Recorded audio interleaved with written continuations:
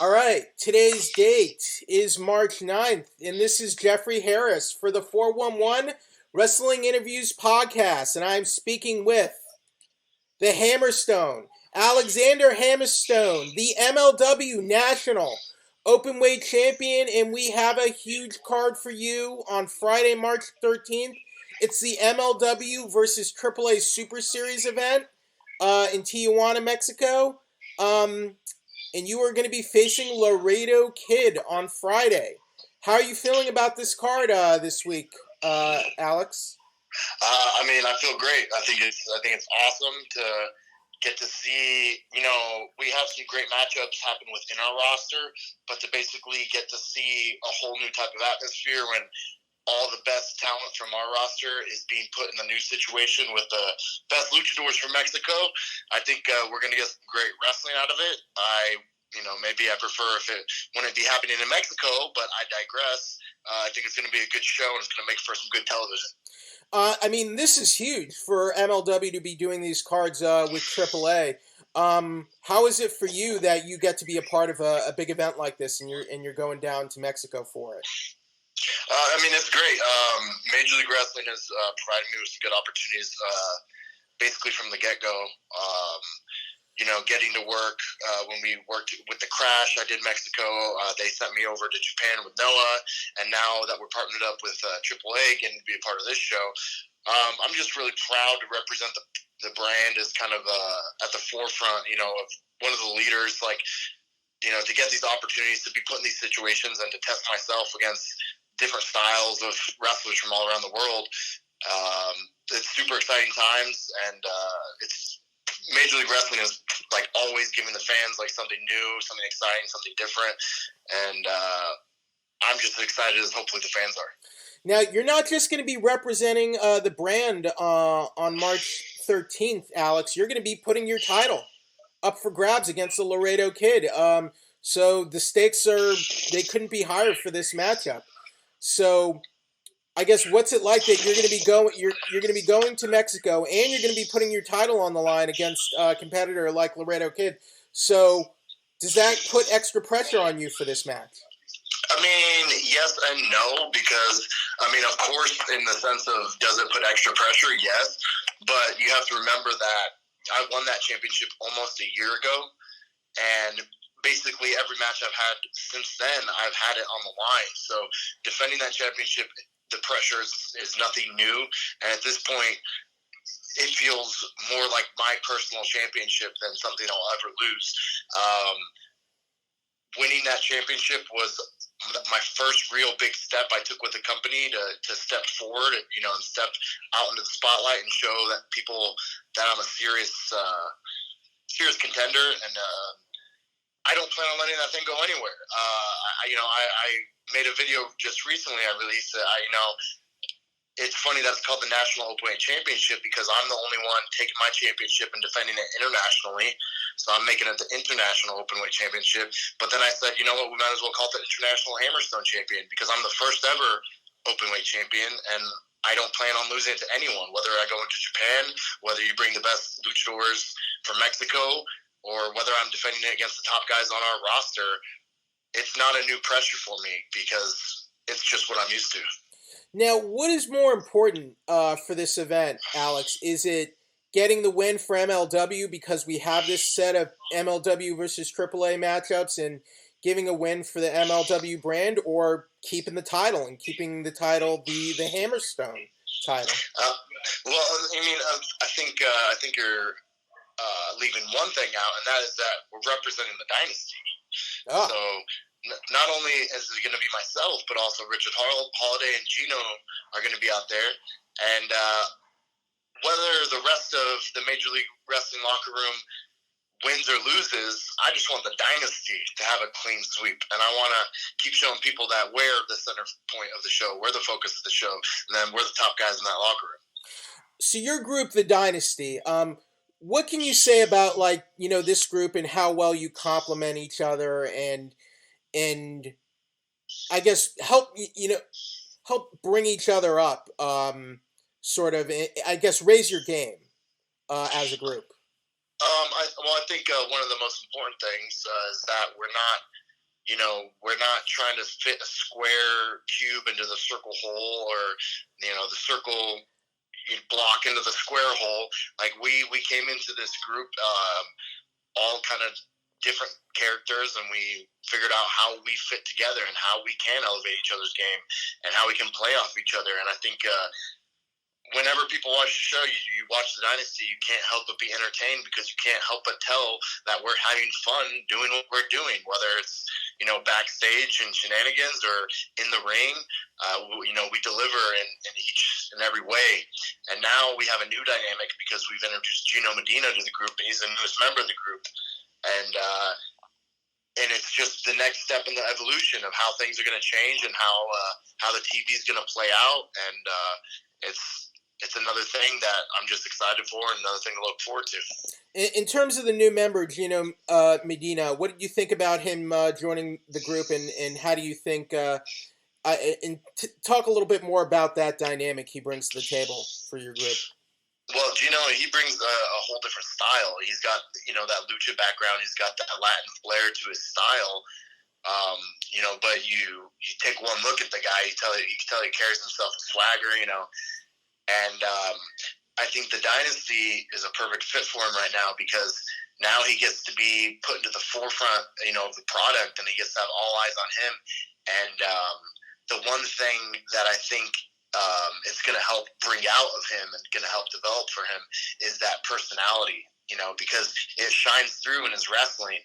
And now it's just got to be like seeing him on the mic, and he's going to be with myself and Richard Holiday, and, you know, we're two guys who, you give us the microphone and we'll talk as long as you want us to. You know, that's second nature to us, and I think that's going to help him grow and round out him as a well-rounded wrestler, because he kills it in the ring. He's got a great style. He's got a great look, and I think a year from now he's going to be someone that people are talking about a lot more. Now, recently on Fusion, the Dynasty has been having some issues with the Mance Warner, a person you called a mud show piece of trash. What is Dynasty going to have to do to take Mance Warner out of commission and just stop him from being a thorn in your guys' sides? I mean, well, he's probably drunk half the time anyway. Thus far, all we've seen out of Mance and Dynasty is a 6-man tag, and we won that match. So I don't know if I really call him a concern. Thorn in the side, yes, but, you know, other than that, you know, there's been people on Twitter or the social media talking about him getting a shot at my title, and I just don't see that happening. I don't think it's in the cards. I think Gino or Holiday will take care of him well before he ever gets to me. But he's just it's bound to be a clash. You look at the Dynasty and you look at Mance Warner, you could tell that those are polar opposites. You know, two people cut from very different cloths, and it's going to be oil and water. We are not going to mix well. We're not going to be friends. So it's to be expected that he will be a thorn in our side. Now, I look at Dynasty. I look at Mance Warner. You guys, you know, you're impeccably dressed. You guys are a classy, you know, bunch. You carry yourselves like, you know, wrestlers. Like, you know, you're always well dressed. You guys are chic. And then Mance Warner, you know, he is not that. So, I guess, do you think Mance Warner, do you think he's a good hardcore brawler, or is he a bad example for the sport of pro wrestling? Well, you know, these days people like to say the analogy of it's different flavors of ice cream, and what I like, you might not like, and what you like, you know, my mother might not like. And at the end of the day, Mance Warner, the fans, there's a sect of fans that absolutely go nuts for him and love him. And when it comes to the flavors of ice cream, I think Mance Warner is more like a frozen bowl of dog shit, and you're trying to tell me it's chocolate ice cream. But I digress. When there's a huge clamoring for him and people love him and people tune in specifically for him, I can't argue with that. But that being said, I don't. I'm not going to pull any punches, and I'm not going to hold back, and I'm not going to pretend like Mance Warner is my type of guy. What do you think would happen if Mance Warner stopped drinking? Do you think it would make him better, or would it make him worse? You know what? At this point, there's no telling. I don't think I've ever seen Mance without a beer either in his hand or nearby, ready and waiting. So who knows at this point? Who knows if he's ever even gone sober for more than 2 or 3 hours at a time? Have you ever watched Futurama? Remember Bender? I do. Like, do you remember what happened when Bender stops drinking and he kind of, it's sort of like what drunk is to us, basically. Yeah. So I wonder if with Mance Warner it would kind of be like that. Who knows? You know what? Maybe in an alternate reality, maybe Mance Warner used to be a different wrestler than we just didn't know, and now he's just been on such a long drinking spree that I transformed into what he is today. Now, you mentioned earlier you were still the first and only MLW National Openweight Champion, a title you have held since June 2019. So, do you consider yourself the standard bearer for this division? I mean, you're the only champion. You're the first and only. So, how does it feel to be in this position where you're still the first and only champion of this division? Well, I mean, I definitely have set the standard for the championship. I mean, look at it's not like I've been defending the belt against, schmucks and, jobbers that they're bringing in, from the local, whatever, ma and pop promotions. They're giving me, stars from around the world. I've defended the belt against Davey Boy Smith. I won it, wrestling Brian Pillman Jr. I just defended it against T-Hawk from the Strong Hearts. Aerostar from Mexico, all these guys who are top class, world renowned athletes and wrestlers in multiple different styles, lucha, technical, strong style. You can't argue that I've set the standard for what this belt means, but I'm not going to call myself the standard bearer from this division. I'm going to call myself the standard bearer for this company, because if you look at the record, I have the longest title reign out of anybody who's ever held a championship in this company. And for me, it's just a matter of time before I unify my title with the World Heavyweight Championship. Now, I'm curious, who was the one you would credit for bringing the Dynasty together and bringing you into that group? Well, I mean, Court Bauer, he's a mad scientist when it comes to his ideas for wrestling. And then once, me and Holiday and Max were all in the same company at the same time, like-minded individuals tend to gravitate towards each other, and it's just something that, once we got thrown together, we had no idea what it was going to turn into, but luckily we all just kind of clicked really quick, and it started making the magic, as I would say.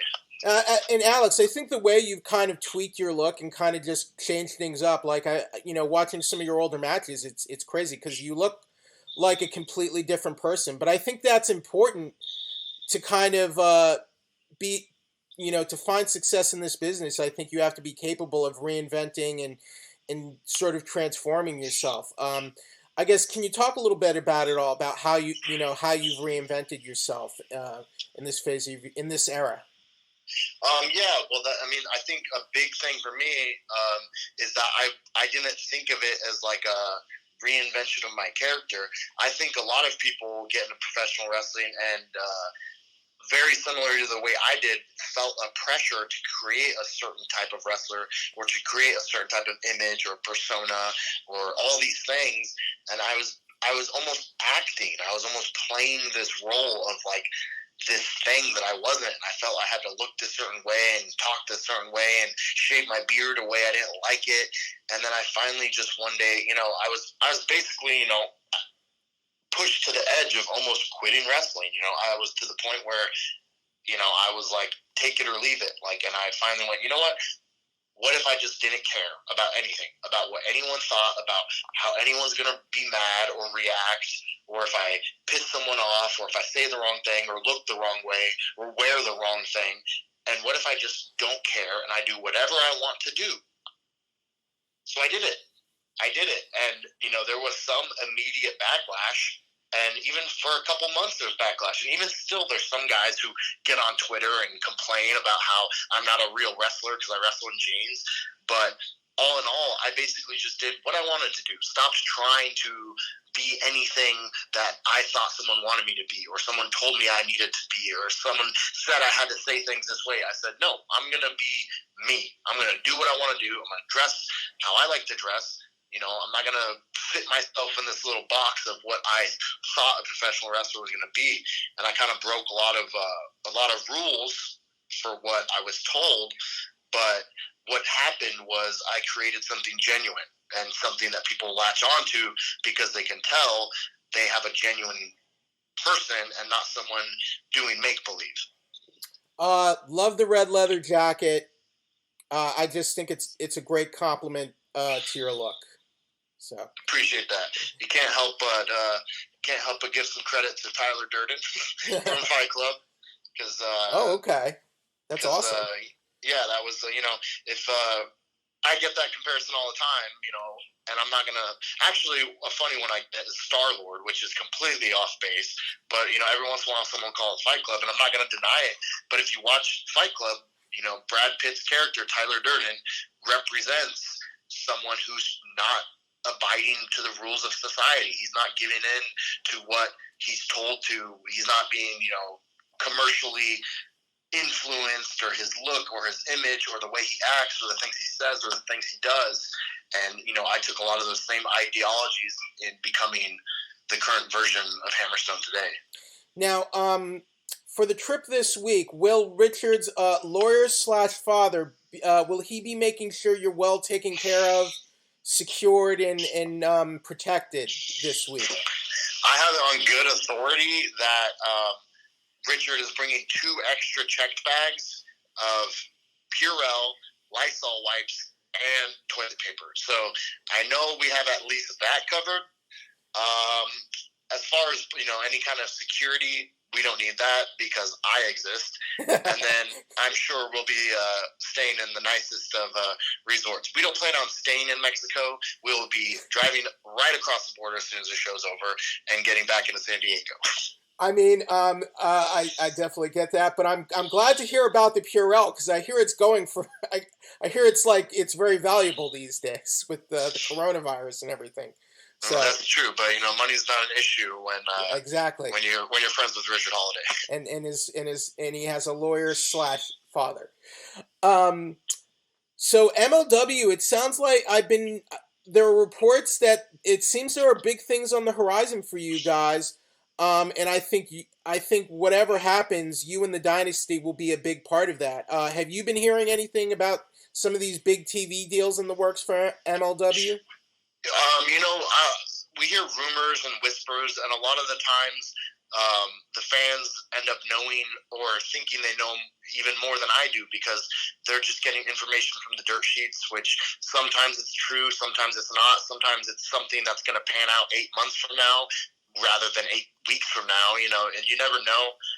But yeah, the thing is, with Court, he's very smart in the fact that he makes very logical decisions and takes the proper steps to grow consistently. He doesn't try to, jump 3 steps ahead when he doesn't know what's there, and that's what some companies do, and then they end up jumping 3 steps ahead. They didn't realize there was a pitfall there, and then they lost a bunch of money, or the company's going in the wrong direction.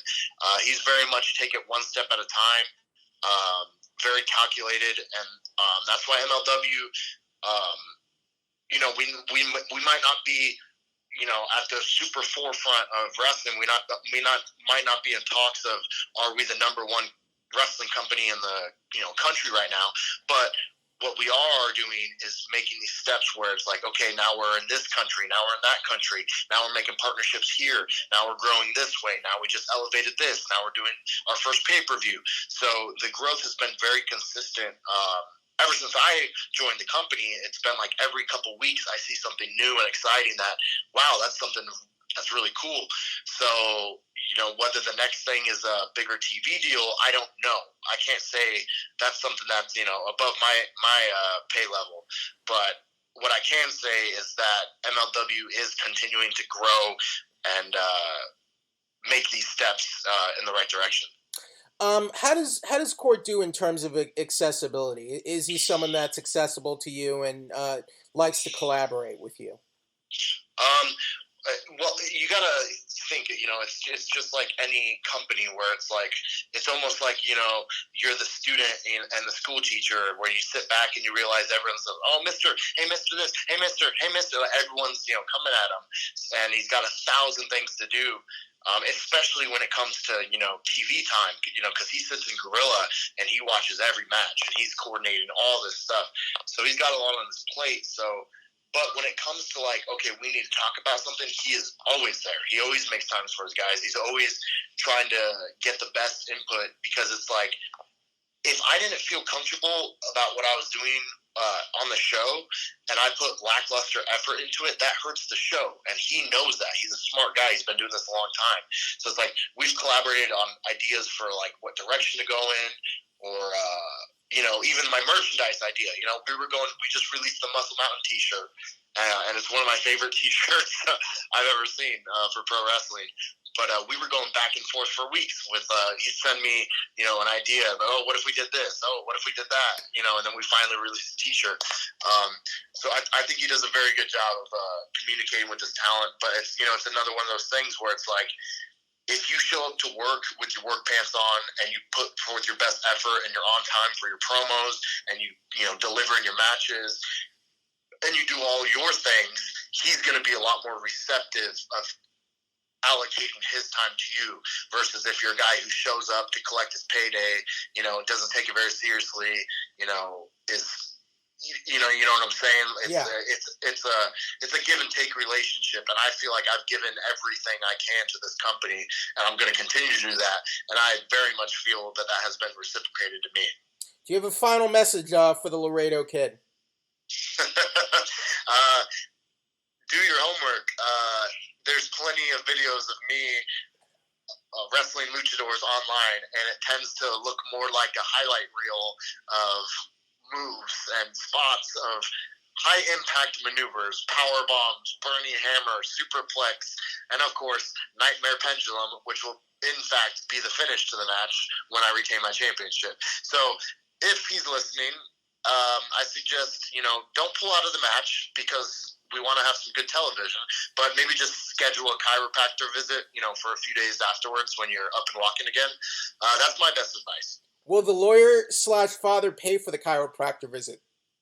Oh, of course not. Of course not. We have, money may not be an issue to us, but that's because we are very wise in how we decide to spend that money. Any goals for you or the Dynasty for 2020? I think, Richard Holiday, he's now representing the Caribbeans as the Caribbean champion, but I think he's really on the cusp of exploding. Like, he's just such an incredible talent. He's such an incredible personality. I think he's going to really become a forefront of the show, even more so than he already is. But my number one goal with the company is World Heavyweight Champion. And honestly, I don't want to sacrifice being the National Openweight Champion to get there. If I could, I would love to unify those belts and represent the company in a way that no one else has, and just really be the standard bearer. I want to be the forefront. I want people to say Major League Wrestling and to go, oh, yeah, that's where Hammerstone is. Well, that's my goal. The one thing better than being champ, Alex, you can be champ. Champ. Exactly. That sounds good. That sounds good to me. All right. So just last thing, if you have any plugs, any social media things, any merchandise or T-shirts or anything you want to share with the listeners, wanted to give you that time to do that. Yeah, of course. I'm a big Twitter guy. So if you like to interact on Twitter, at Alex Hammerstone on Twitter and on Instagram. Other than that, I have a pro wrestling tee store under Alex Hammerstone, or you could go to MLWshop.com, and they also have some exclusive Hammerstone designs up there. And get at them, because you never know when we're going to be swapping out designs. I have some that are exclusive runs. So get some merch, represent, and keep tuning in to MLW, not only on BN Sports, but also the replays air on YouTube, so it's very accessible. Awesome. This has been the MLW National Openweight Champion, Alexander Hammerstone. He's going to be in Tijuana, Mexico for MLW versus AAA Super Series on Friday, March 13th. Thank you very much, Alex, and you've been listening to the 411 Wrestling Interviews podcast. Thank you, everybody.